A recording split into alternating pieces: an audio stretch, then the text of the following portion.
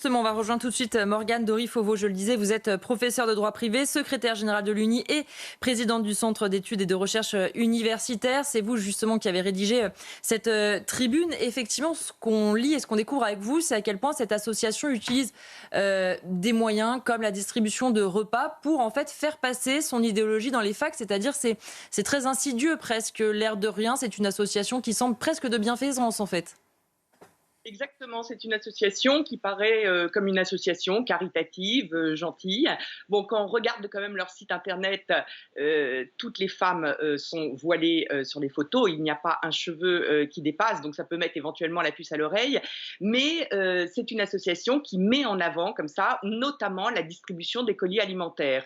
Et ce qu'il y a de tout à fait extraordinaire d'une certaine manière, c'est que ces distributions de colis alimentaires par les EMF, en partenariat, écrit noir sur blanc, avec Humanitaire, se déroulent déjà depuis plusieurs années et se sont prolongées jusqu'au mois d'avril dernier, jusqu'au mois de mai, il y a encore un mois ou deux.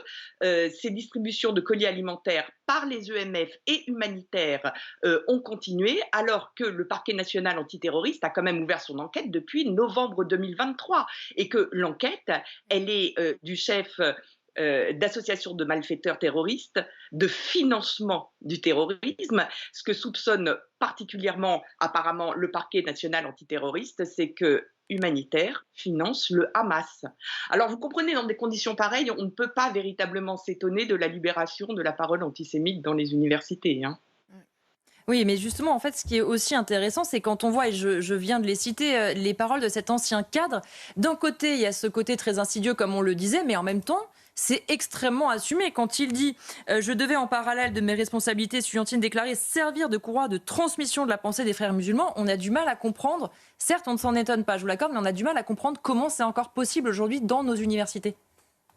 Eh bien, c'est encore possible. D'abord, ça fait très longtemps que ça dure, hein. Vous savez, il y a eu déjà un rapport en 2013 du Haut Conseil à l'intégration qui dénonçait cela, l'entrisme comme ça des islamistes fondamentalistes dans les universités.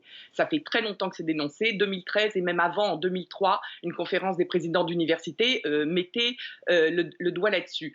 Alors, comment c'est possible? Je pense qu'il y a eu certainement une multiplicité de facteurs. Il y en a deux qui viennent à l'esprit tout particulièrement. D'une part, l'intersection, vous savez, ce nouveau paradigme comme ça qui permet en fait d'amplifier le sentiment victimaire par la combinaison des motifs d'oppression. Il y a ça, et puis il y a sans doute un deuxième facteur qui est cette espèce de phobie d'être perçu comme islamophobe. Et les deux réunis expliquent que l'université a accueilli à bras ouverts, finalement, les étudiants musulmans de France, malgré cette réputation sulfureuse. Parce que ne pas les accueillir, ce serait, mon Dieu, éventuellement passer pour islamophobe, et il semblerait que voilà, ce soit absolument terrifiant dans le monde universitaire. Pour terminer rapidement, en plateau, on a aussi Vincent Roy, qui est journaliste, qui voulait vous interpeller. Allez-y, Vincent.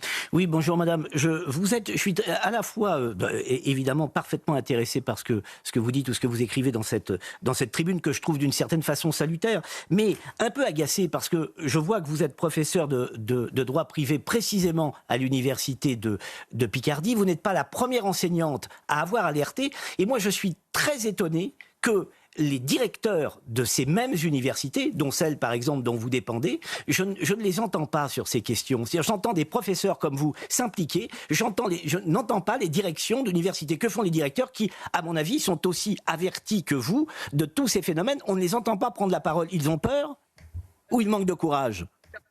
Alors, je souligne quand même que le problème ne se pose pas à l'université de Picardie. Non, En revanche, bien entendu. les EUF ont présenté des listes à Strasbourg, à Lyon, dans beaucoup d'autres universités. Ils ont un élu au Crous de Strasbourg, ils ont recueilli 17% des voix, donc effectivement, le problème se pose ailleurs.